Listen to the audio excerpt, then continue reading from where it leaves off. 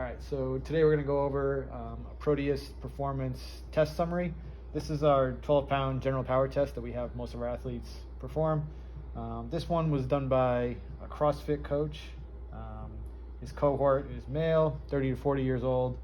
In that cohort, he ranked 83rd percentile in power, 61st percentile in acceleration, and his Proteus score was in the 83rd percentile. This is a sample size of about 900 to 2,200 or so people who've done this exact test with these demographics. His overall balance was pretty even. And if you look at his individual movement scores, almost every one of them he's higher in power compared with his acceleration. So as we're going down, you can see for some of the lower body movements, he's on the lower side of things.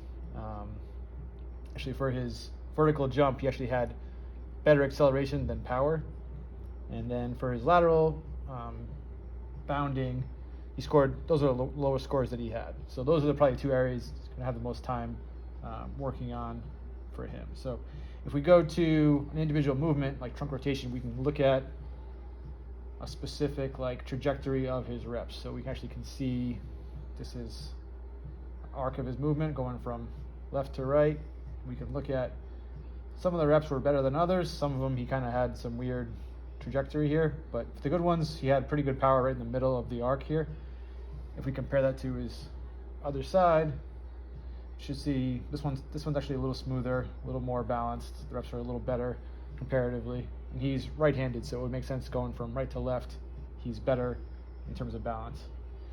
And back to the results. If you go to the bilateral balance page, we can look at comparing left versus right, how even he was. The main imbalance here was his bicep curls. His right arm, his dominant arm, was 10% stronger. Anything above 5% is worth addressing.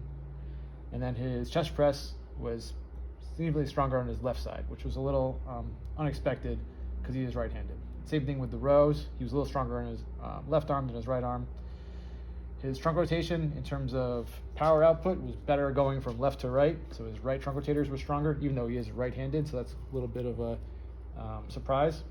And then from there, we go to his Insights tab, and we can look at where he ranks in terms of his cohort, again, in terms of being low power, low strength, speed dominant athlete, power dominant athlete, and balanced power and speed. And this is all broken down based on upper body, lower body, and which direction you're moving, basically. So in terms of his quartile ranks, he's mostly power dominant for 5 of the 7 movements. He was speed dominant for his lower body vertical push, which means he's faster than he is strong. And for power dominant means you're stronger than you are fast. He was balanced actually for elbow extension, meaning he was pretty high in both categories for power and speed. So for the lower body vertical push, he needs to train power, meaning he'll train medium weights at a moderate velocity, somewhere between 0.75 and 1.25 meters per second. For everything else, Proteus is going to recommend training speed for the other movements, which means training over 1.25 meters per second. Usually that's with a lighter weight, so lower resistance with faster velocities. And there's a bunch of exercises listed here that you can kind of reference in terms of recommending for the client. And then we can email this to the client directly, excuse me.